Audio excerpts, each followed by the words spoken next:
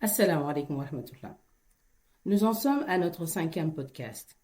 Le cinquième podcast qui va parler de l'ascension de l'âme et de ce processus d'ascension.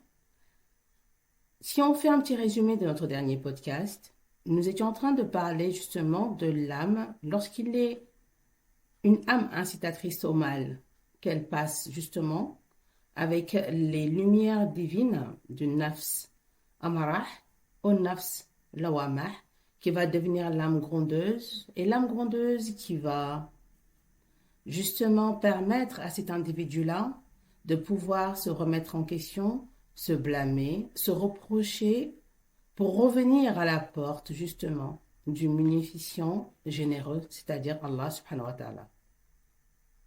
Ensuite, elle va recevoir des lumières divines qui vont lui permettre de devenir ce qu'on appelle une âme inspirée, ce qu'on appelle nafs mulhamah.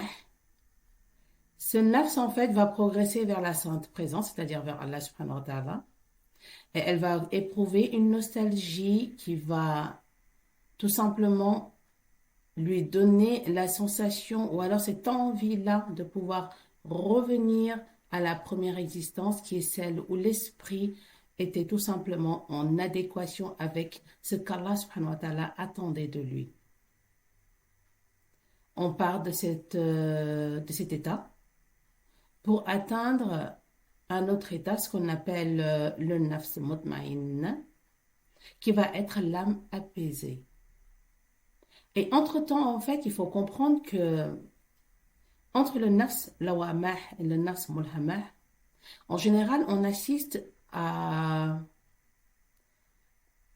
un mal-être, des fois, des gens qui sont autour de nous lorsqu'on ne fait pas attention à cet état. On se rend compte que ce sont des gens qui, à l'extérieur, vont faire certaines choses qui seront dichotomiques, certaines choses qui vont être le contraire d'une chose, d'un état et d'un autre. Et en même temps, on va voir les gens vaciller entre les deux. On va voir les gens avoir un comportement un peu bipolaire, alors qu'en réalité, ce sont des gens qui sont en train de subir une espèce d'ascension de leur âme qui est en train de passer en fait d'un état à un autre, et ce sont des états qui sont très compliqués à vivre. Et là, l'individu a plus besoin d'un soutien, d'une écoute, plutôt euh, que de le juger, mais encore mieux. Quelquefois, on ne peut pas comprendre ce que la personne vit. Elle ne peut pas le comprendre. Elle n'a pas besoin forcément qu'on parle avec elle, mais elle a tout simplement besoin qu'on puisse l'écouter afin qu'elle puisse exprimer les choses par des mots. Et le plus souvent, la personne va chercher les mots et il faudra être patiente avec elle. Actuellement, on remarque beaucoup qu'il y a beaucoup de maladies mentales ou alors tout simplement un mal-être psychique, psychologique, qui sera moins une maladie, parce que la maladie, c'est quelque chose qui peut être diagnostiqué. Mais là, on va être dans un mal-être. Ce mal-être-là, en général, on va voir que pour certaines personnes, c'est dû à cette alternance-là entre les deux ensembles des qualificatifs.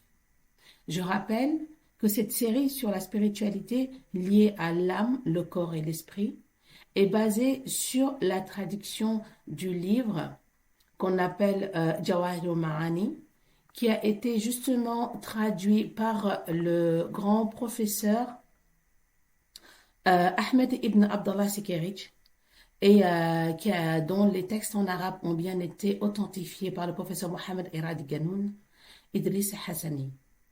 Et justement, dans ce livre, le cheminement spirituel qui y est décrit ne peut pas être mieux fait, parce que ce cheminement spirituel-là, chacun d'entre nous peut se retrouver dans ça. Donc, quand on arrive justement à passer cette étape, donc cette première étape, cette deuxième, cette troisième, qu'on arrive à la quatrième, qui est l'âme apaisée ou tranquille, qu'on appelle le nafs mutmainna, là, on va arriver en fait à voir qu'avec les lumières divines qu'Allah subhanahu wa ta'ala aura injectées, l'âme sera parfaitement purifiée de toute infraction, c'est-à-dire des péchés, des gros péchés et de certains péchés.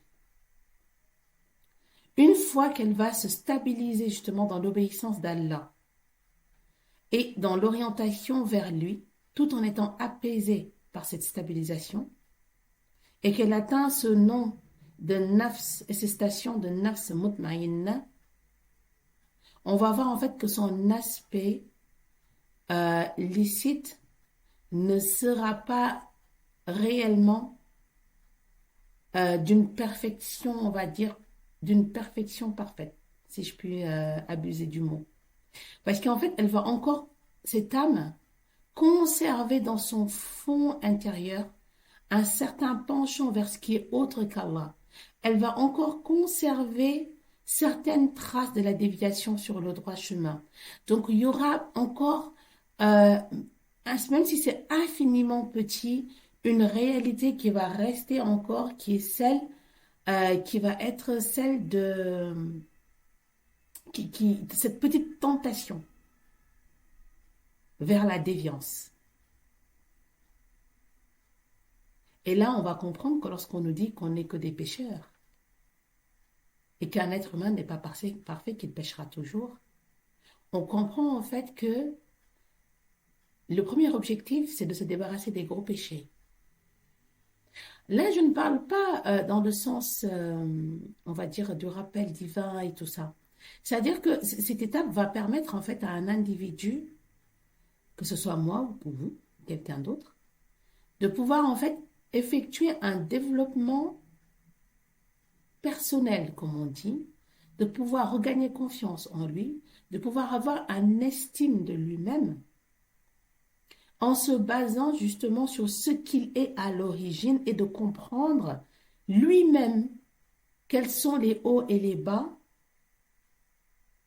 que son âme est obligée ou que son âme traverse selon son niveau de spiritualité et son niveau dans le cheminement. C'est très important. Donc, si Allah subhanahu wa ta'ala fait déborder encore plus de lumière divine, et sachant que ces lumières divines-là, pour les avoir, c'est à travers le zikr. Allah subhanahu wa ta'ala va détruire en fait les fondements de tous ses choix. Et donc, toutes les mauvaises habitudes. Et l'âme va retourner vers Allah, dénudée de tout ce qui est en dehors de lui. Et dans cette station, elle va être nommée cette fois-ci l'âme satisfaite. Autrement dit, nafs radiyah. Mais elle va encore conserver des traces, comme des cicatrices, de ce qui a, en fait, ce qui a détruit avant tout cette station. Les traces, en fait, vont ressembler à des lésions guéries. Donc, c'est ce que je disais tout de suite tantôt, des cicatrices. Et c'est à cause de ce rapport qu'il y a encore une crispation de l'âme vis-à-vis de la présence du vrai. Cette crispation, ce n'est pas un refus de la présence d'Allah subhanahu wa ta'ala. Non. La crispation, c'est-à-dire que ce ne sera pas quelque chose de très lisse au début. Mais ce n'est pas grave. L'essentiel, c'est d'y arriver. Ensuite, Allah subhanahu wa ta'ala va encore faire déborder sur elle suffisamment de lumière, issue cette fois-ci de la sainte présence pour refaire sa purification de toute trace illusoire et d'illusion et de toute valeur de sensation. En fait, l'âme qui va faire la paix avec elle-même va aller dans la direction d'Allah. Donc, c'est-à-dire que pour pouvoir justement permettre à son âme de pouvoir faire ce cheminement-là et d'accéder à cette inspiration-là spirituelle, cette âme a besoin de faire la paix avec elle-même. Cette paix qu'elle fera avec elle-même va se ressentir à chaque niveau. Et ainsi, l'âme va pouvoir se purifier en allant vers la perfection. L'esprit, tout en gardant une certaine obscurité parce qu'elle est déjà enfermée dans le corps, comme on l'a dit dans les autres podcasts, cet esprit, en fait, au fil du temps, va se nettoyer grâce à la lumière divine.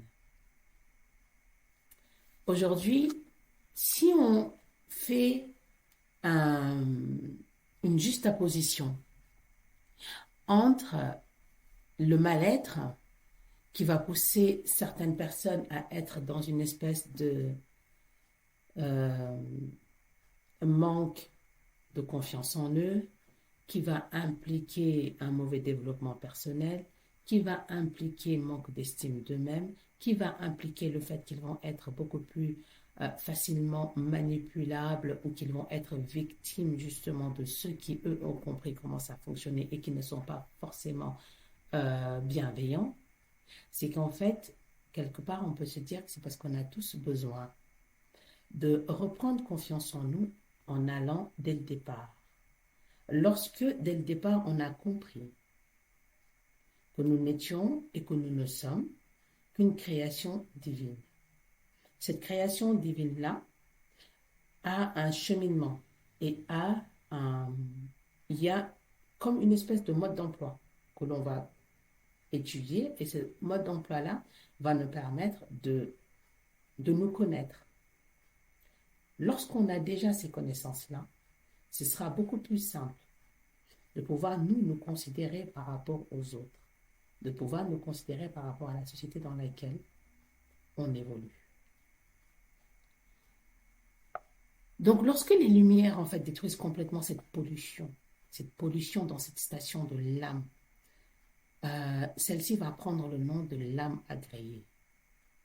Cette effusion est appelée d'une manière conventionnelle par les grands savants la grande lumière ou alors la grande ouverture. Et l'âme, en fait, agréée est dépourvue de toute station et de toute compréhension.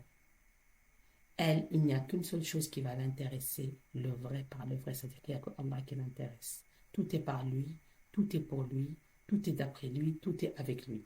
Maintenant, imaginez que l'on atteigne cette station-là tout en étant dans la modernité, c'est-à-dire dans la vie dans laquelle on est. Imaginez, peu importe le métier que vous avez ou que vous êtes au chômage, peu importe dans la situation dans laquelle vous êtes, mais que votre cheminement spirituel vous amène à ce que votre âme, tout en étant vivant sur cette terre en 2023, puisse atteindre son niveau de l'âme agréée, ce qu'on appelle al-nafs mardiyah. Imaginez ce dont vous allez être capable. Imaginez tout ce que vous allez pouvoir réaliser. Ce détachement-là que vous allez pouvoir avoir par rapport, et c'est ça en fait qui est intéressant, c'est-à-dire que ce sera avoir la capacité de faire de grandes choses parce qu'il n'y aura plus rien pour vous démontrer ou alors vous faire croire que vous n'en êtes pas capable parce que vous êtes en phase avec votre âme et votre âme est en phase avec son créateur. Du coup, vous êtes en phase avec votre créateur, mais encore mieux, vous êtes en phase avec ce que votre créateur attend de vous. Et à ce moment-là, il va ouvrir toutes les portes de ce qu'on appelle la réussite sur Terre. Imaginez lorsque vous atteignez ce niveau spirituel-là, dans quel état de béatitude vous devez être et quel degré de confiance en vous vous allez avoir, mais une confiance en vous qui est complètement contrôlée par Allah subhanahu wa ta'ala, c'est-à-dire que vous n'êtes pas dans cette logique de oui, c'est moi, je suis fort, je suis trop bien, mais plutôt dans cette logique de ah, je suis parti de lui, grâce à lui j'ai cheminé, j'ai été perdu, il m'a fait retrouver le chemin et je suis revenu à lui, tout en étant vivant et tout en vivant techniquement comme tout le monde.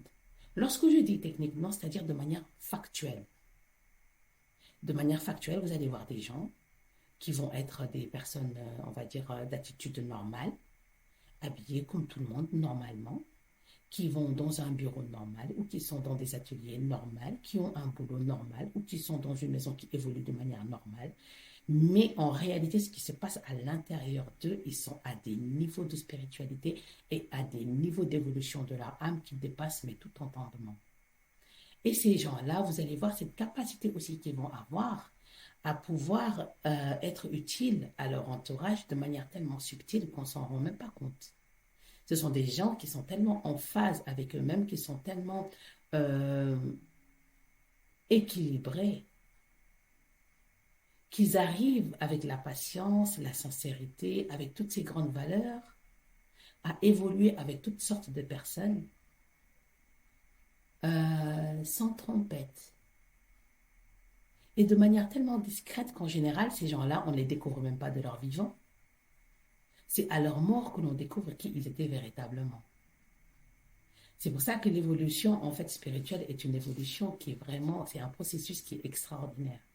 Parce que c'est un processus, en fait, lorsqu'on a compris qu'elle n'est pas palpable et qu'elle ne se voit pas, que c'est quelque chose qui se vit en nous-mêmes, on comprend tout de suite qu'on peut être quelqu'un qui a bien réussi sa vie et qui a bien euh, compris ce qu'était la vie, sans pour autant que les autres le sachent.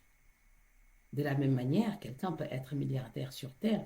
Pas, je ne dis pas que ce n'est pas bien de l'être, hein, tant mieux pour ceux qui le sont. Mais lorsqu'on l'est et qu'on n'a pas cette évolution spirituelle-là, on n'arrive pas à avoir l'équilibre nécessaire pour pouvoir s'en servir selon ce qu'Allah subhanahu wa ta'ala a réservé pour nous. Parce qu'il faut savoir que chaque bien et chaque chose qu'Allah te donne, cette chose-là est destinée à quelque chose de bien précis.